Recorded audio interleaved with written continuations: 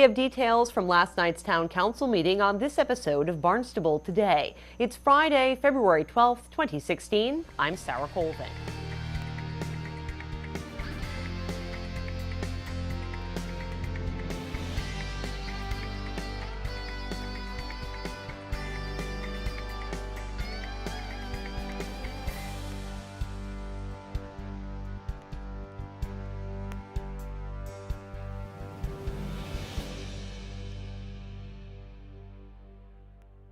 The search for a new town manager moves forward. Chair of the committee, Councillor John Flores, updated the council on the committee's progress during last night's meeting. I want to report on the organization of the town manager search committee. We had our first meeting on February 4th. On that committee were Sarah Cushing, James Crocker, Eric Steinhilber, Phil Wallace, and myself. And I was nominated and elected to chair that particular committee with Vice Chair Eric Steinhilber. We pretty much met collectively to put together a calendar of what the expectations are going to be over the next 2 to 3 months. We had representatives from the Collins Center also there. We reviewed the profile that went to print that will be distributed widely. It's in the process of actually happening right now. And as we looked at the calendar with the support of the Collins Center team, Steve Kobayashi and, Richard Kobayashi and Susan Adler, we tried to put together a calendar that took into account the time to recruit, the time to review, the time to have both executive sessions coupled with open meetings, and then ultimately an appointment.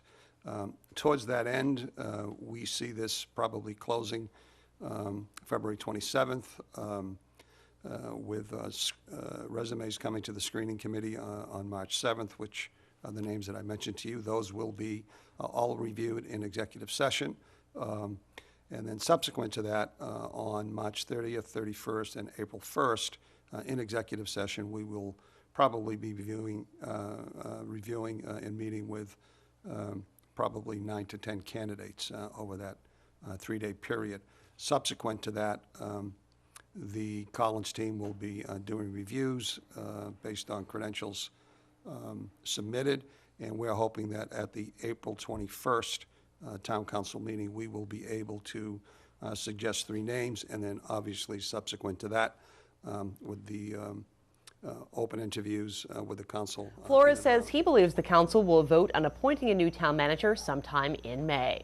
Town council approves the $33,000 project to preserve historical documents in the clerk's office. Chair of the Community Preservation Committee, Lindsay Council, talked about the need for the project before the vote. Of town records indicates that 22 of the oldest books, beginning with the year 1643 to 1966, including a handwritten copy of the Declaration of Independence within, are the records most in need of preservation. Page edges are disintegrating simply due to exposure to air, and therefore content is being lost. Handling of the books in response to public record requests must be performed by staff wearing white gloves due to their condition. Methods of preservation include scanning to compact disc, deacidification, mending and reinforcing of paper, resewing, rebinding, or archival grade polyester encapsulation as needed. The scanning of records to compact discs will allow the preserved original record books to be stored in a climate-controlled, fireproof vault in the town's clerk's office, while allowing town staff and the public to access these historic records in an efficient, searchable format. After some discussion, Town Council unanimously approved the $33,000 project.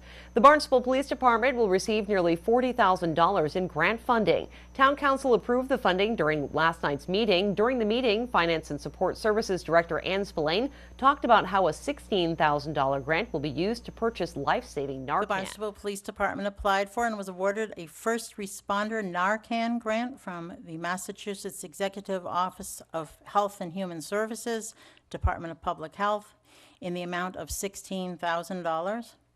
Like many communities across the country, the town of Barnstable is experiencing an increase in calls for service relative to heroin overdose. Officers carry Narcan, which is a life-saving antidote and is administered in the event of an opiate overdose. Narcan is administered by officers through the nose via an atomizer.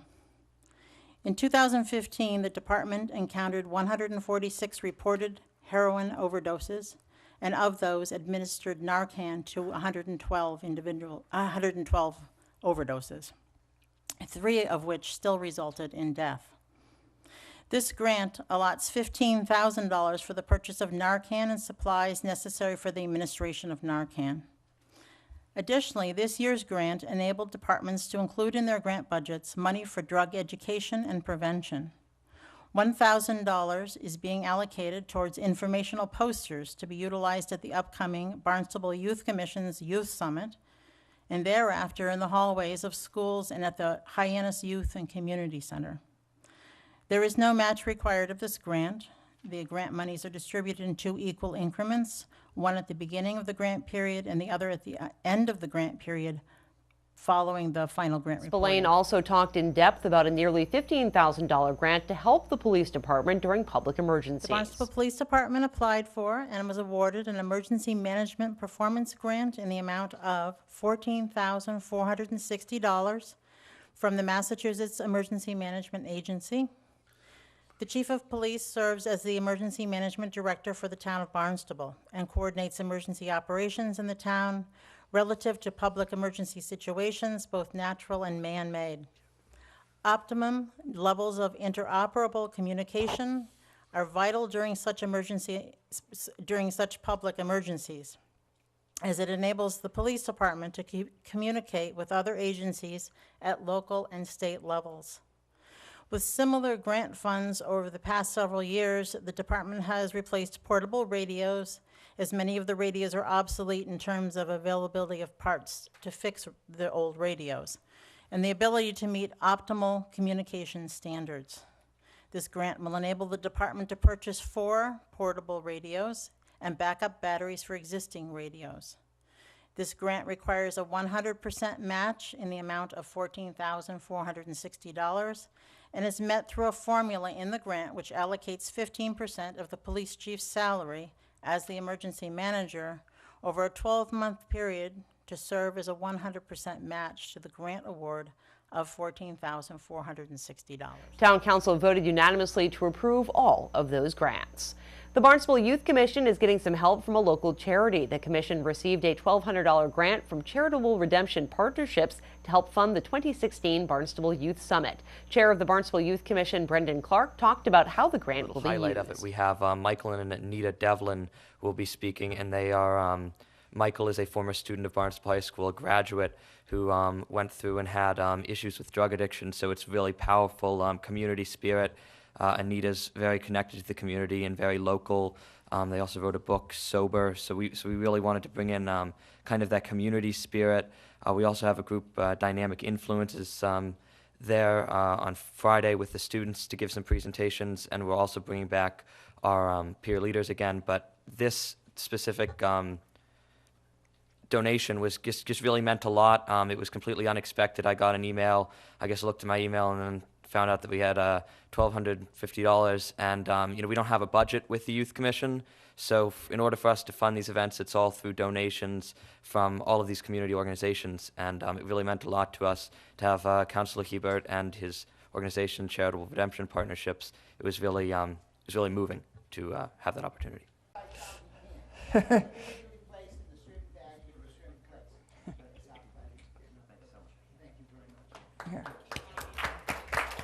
This year's Barnstable Youth Summit will be held on March 17th and 18th.